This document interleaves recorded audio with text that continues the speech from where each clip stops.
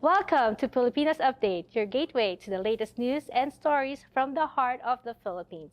Brought to you by FilAmTV Network. I'm Esmeralda Padilla Gould, coming to you from our vibrant studios in Las Vegas. Join us as we journey with Ed Abalos to uncover the unfolding narratives and developments across the Philippines.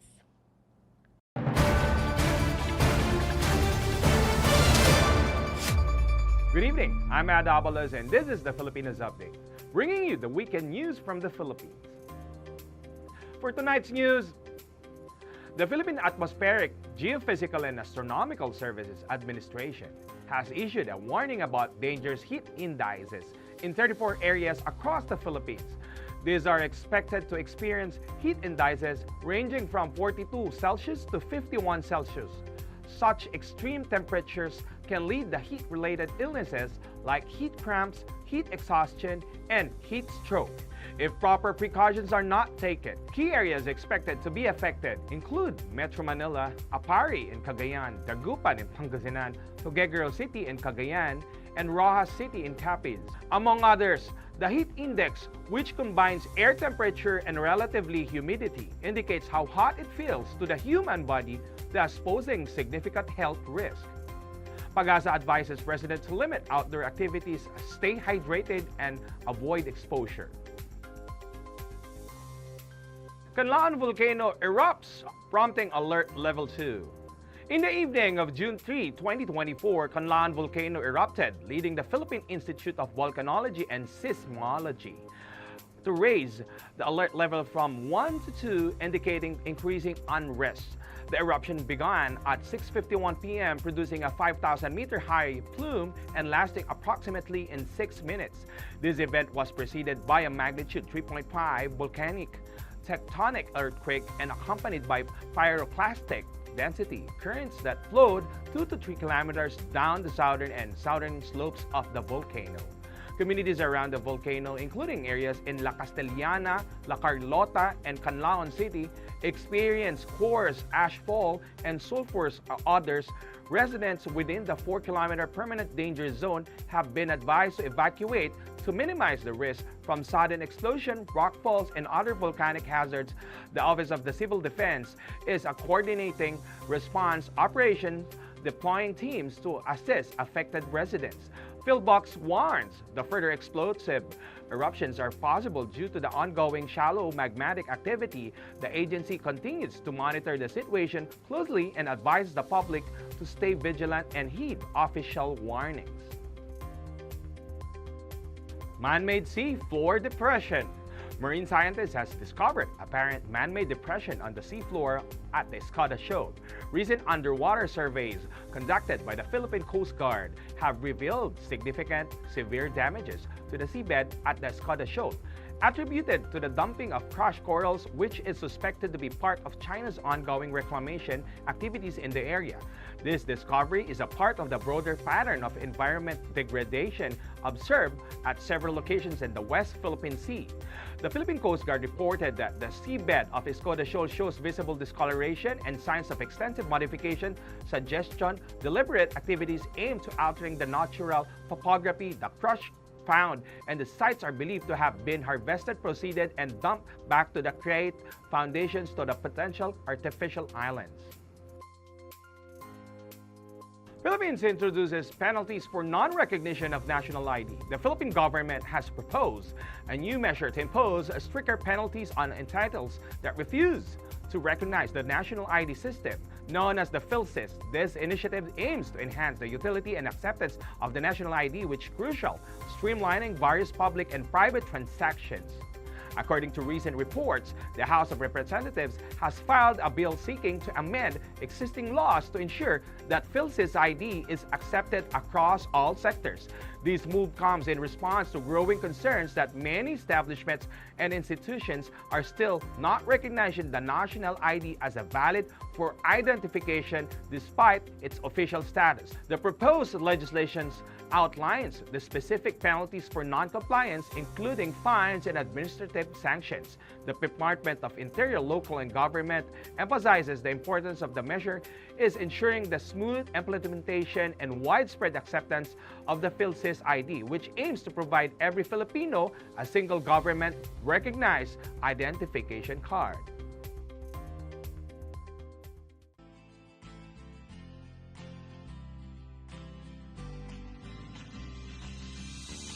Don't waste your money on CBD. Now hold on, don't turn the video off. If you're already taking CBD, good for you. You're on a good path, but there's a much better way. If you're thinking, should I try CBD? Let me answer a couple of questions that might help you make the decision to even try a CBD product. First of all, let's answer the question, what is CBD and where does it come from? CBD is cannabidiol. It's called a cannabinoid, and it's found naturally in many different plants. In fact, as you see here in the Cannabicaceae family, there's hops, sandalwood, hackberry, of course, hemp, even marijuana, but we're not talking here about marijuana. In fact, we're going to be talking about hemp. As I started to mention, CBD can be found in hemp, in rather high levels, as a matter of fact. But here's the problem. CBD is not the only cannabinoid you can find in hemp. Hemp contains over 100 different cannabinoids. In fact, in the Cannabicaceae family, hemp contains the highest level of cannabinoids of any plant, which is why it's the most popular source for CBD. But as I mentioned, CBD is only one of the cannabinoids that you can find in hemp.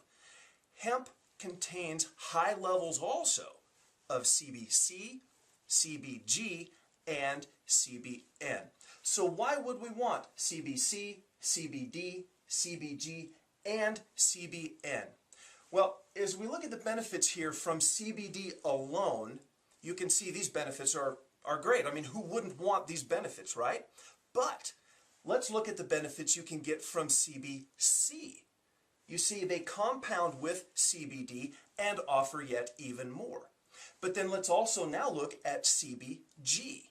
CBG has even more benefits. So naturally, anybody looking for the maximum benefit you can derive from hemp would want CBC, CBG, and CBD. But don't stop there. CBN also has fantastic benefits. So if you're looking for a great hemp product and you're contemplating trying a CBD product, don't just buy CBD. And please, don't buy that cheap gas station grocery store stuff. It's just that, cheap, and it won't benefit you at all. But if you can get a high grade, medical grade in fact, hemp product that contains CBC, CBD, CBG, and CBN, now you are unleashing the full power of your body that can only happen if you have all four of these cannabinoids in your body. If you're taking CBD, you're getting roughly 1/4 of the benefit that hemp can give you. Well, fourth is better than nothing, I suppose, but when you want 100% of all the benefits that hemp can give you, that is what happens if you take CBD with CBC, CBG, and CBN. So now you're probably asking, well, where on earth do I get all four of those? The problem now is solved. CBX4 contains high levels, not trace levels, and this is very important, contains high levels of all four of these cannabinoids, which means every benefit we listed up until now is available to you naturally in CBX4 and only in CBX4.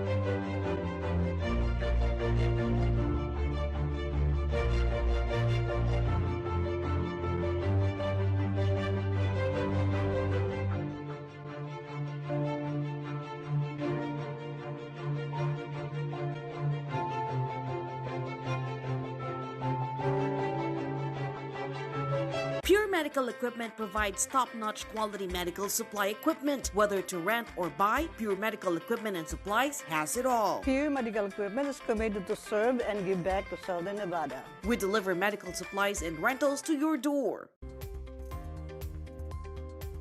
Philippines to expand internet voting for overseas Filipino in 2025. The Commission on Elections has announced plans to implement internet voting for overseas Filipinos in the 2025 national and local elections. This initiative aims to increase voter turnout among the approximately 1.8 million registered Filipino voters abroad, of whom only 40.59% participated in the 2022 elections. COMELEC Chairman George Garcia emphasized that the internet voting will provide a more convenient option for overseas voters, potentially enhancing participation rates. The internet voting system will allow Filipinos abroad to cast their votes via mobile phones, gadgets, or personal computers. Garcia highlighted that internet voting is designed to be user-friendly, similar to using social media or online banking applications. During recent demonstrations, 8 multinational internet voting solutions providers, including Smartmatic, Myrus Systems, and Vote, showcase their technologies to COMELEC. This demonstration aimed to help COMELEC formulate the terms of the reference and procurement requirements for the new voting system. The final selection of the internet voting service provider is expected by early 2025. While internet voting will be the primary method of overseas voters, traditional voting methods such as in-person voting at embassies or consulate and mail-in voting will still be available in countries where internet voting is not permitted. The Commission on Election is considering expanding internet voting to increase voter participation, particularly among overseas Filipino workers.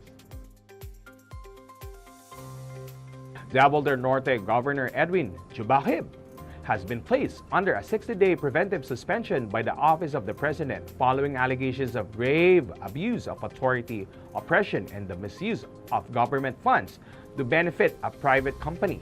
The suspension order, signed by Executive Secretary Lucas Bersamin, stems from an administrative complaint lodged by various parties, including a provincial board member. Governor Jubahib has described the suspension as politically motivated and an act of harassment, claiming he was not given the opportunity to respond to the allegations before the suspension was implemented. He has vowed to contest the decisions and maintain his position until he receives a satisfactory resolution. Supporters of Jubahib have rallied at the provincial capital in Tagum City, defying the suspension order and blocking attempts to enforce it. The Department of Interior and Local Government has designated Vice Governor DiCarlo Uy as the acting governor during the suspension period. The 47th Gawad Urian Awards, held on June 8, 2024 at De La Salle University in Manila, celebrated the best in Filipino cinema. The event was organized by the Manunuri ng Pelikulang Pilipino, recognizing outstanding achievements in various categories. Here are the winners for the 47th Gawad Urian Awards. Best Picture, E.T. Mapupukaw, which is directed by Carl Joseph E. Papa. Best Director, Dwayne Ruedas, Baltazar.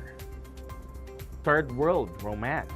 Best Actor, Romnick Sarmenta for About Us, Not About Us. Best Actress, Charlie Dizon for Third World Romance. Best Supporting Actor, Ronnie Lazaro for The Gospel of the Beast. Best Supporting Actress, Dolly De Leon, Ang Duyan ng Magiting. Best Screenplay, June Robles Lana for About Us, Not About Us. Best Documentary, Baon sa Biyahe by James Manay. Best Animation, Iti Mapupukaw by Carl Joseph E. Papa. And Best Short Film, Hito by Stephen Lopez. The film, Third World Romance, was a standout, taking home multiple awards including Best Director, Best Actress, and Best Production Design. Gumbursa, a historical drama, also received numerous nominations and accolades, particularly for its cinematography by Carlo Canlas Mendoza. The Gawad Urian Awards continue to be a prestigious platform honoring the creativity and talent in the Philippine film industry.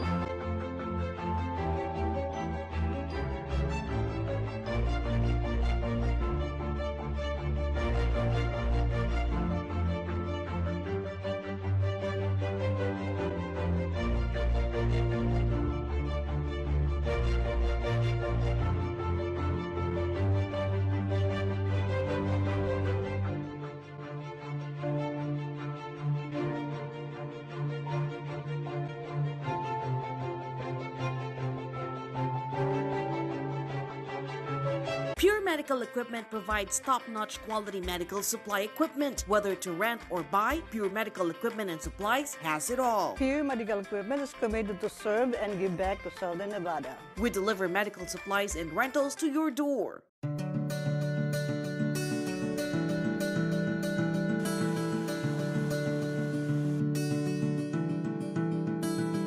We are the Philippines.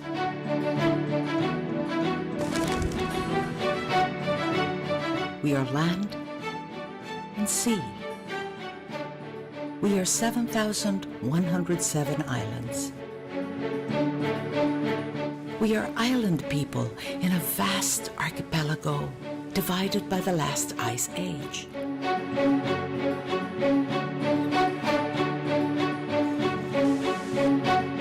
We are one nation, yet a diverse people. We think in different ways. We speak in many voices. We dream in many worlds. We live many lives, all alluring, for we are naturally beautiful.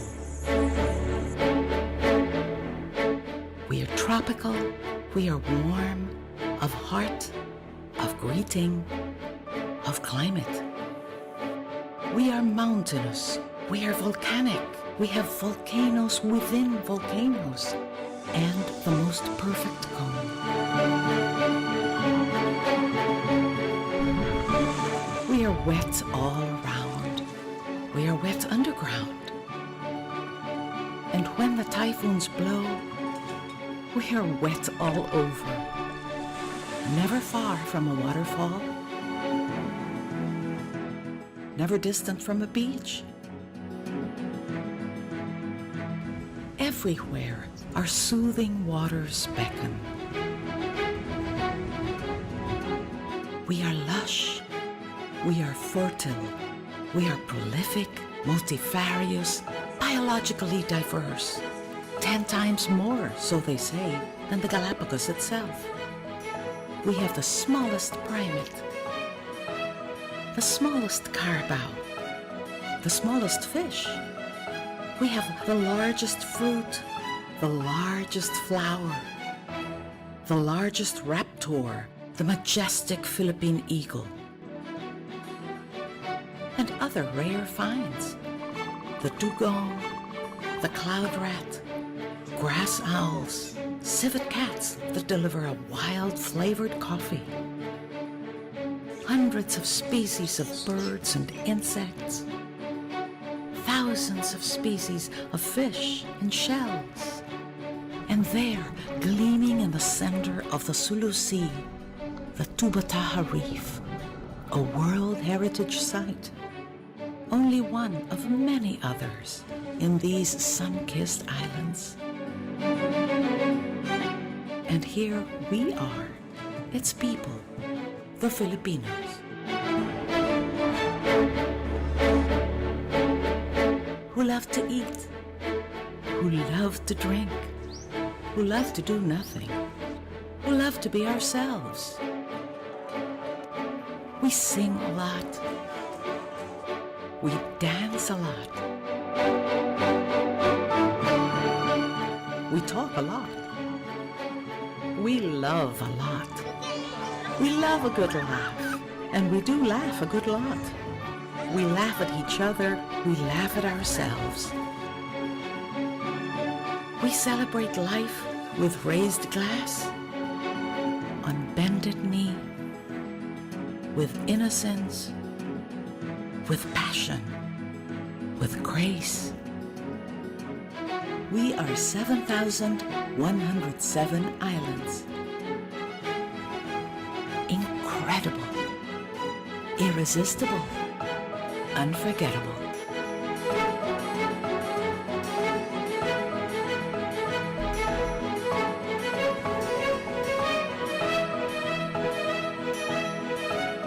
We are the Philippines.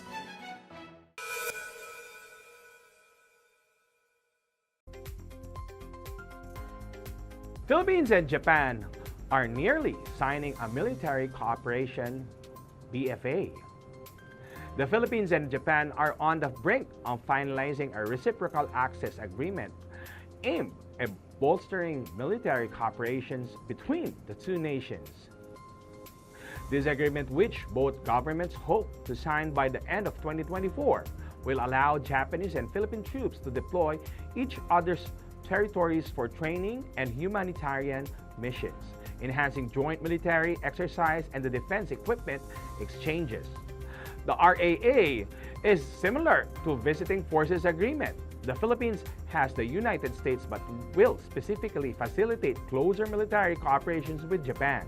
This pact is seen as a strategic move to counter China's growing assertiveness in region, particularly in the South China Sea where territorial disputes. Negotiations for the RAA began in November 2023, and both Philippine President Ferdinand Marcos Jr. and Japanese Prime Minister Fumio Kishida have directed their respective negotiators to expedite the process. The agreement is expected to enhance not only defense capabilities but also disaster preparedness and humanitarian assistance operations, contributing to the regional stability. The cable tow celebrates 101st anniversary. The official publication of the Most Worshipful Grand Lodge, a free and accepted Mason of the Philippines, marks its 101st anniversary this year. Considered as a cornerstone of Masonic communication in the jurisdiction, the magazine has consistently served as a platform for sharing Masonic news, educational articles, and fraternity updates since its inception a year and a century ago. Established in June 1, 1923, the cable tow has chronicled the rich history and consistent traditions of Freemasonry in the Philippines. Over the decades, it has become the essential resource for members, offering insights into Masonic teachings, principles, and activities. The publication not only highlights significant events within the fraternity, but also provides a space for Masons to contribute their thoughts and experiences. In celebration of its 101st anniversary, an exhibit was launched at the Plaridel Masonic Temple, seat of the Grand Lodge of the Philippines, last June 3, featuring the front covers of more than 800 issues of the magazine from 1923 to 2023. The exposition reflects on the journey on the publication and its impact on Freemasonry in general and Philippine Masonry in particular. Most Worshipful Ariel T. Kayanan, the 106th Grand Master of Masons in the Philippines, led the ribbon-cutting ceremonies together with Very Worshipful Jose Eugenio Illenberger, the Grand Scribe and incumbent Editor-in-Chief of the Cable Tow. The event is the brainchild of the Very Reverend Samuel T. Fernandez, the magazine's most seasoned editor who has been writing for the publication since 1960s. The centennial celebration last year was a milestone event, recognizing the dedication of the editorial teams and contributors who have been maintaining the publication's quality and relevance. Volume 101, this Masonic year, will continue the tradition, emphasizing the importance on education, enlightenment, and equilibrium. The speculative frameworks under the Grandmaster's theme, "Let there be more men in the light, and let there be more light among Masons." And that was our news for this week. For more news and updates, follow us at our social media platforms. I'm Ed Abalos, and you're watching Pilipinas Update here on FilAmTV. Thank you and have a great weekend.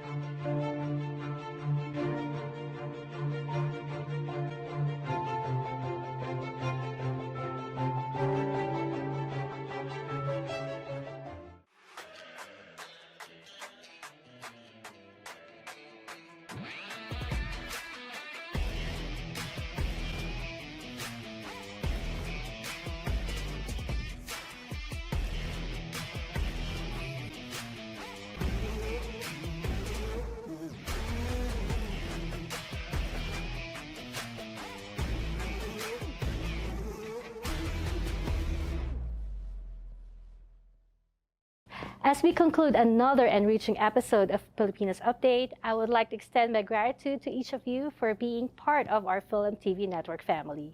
With Ed Abulos reporting from Manila, we have explored the diverse tapestry of Filipino culture and the pulse of our community.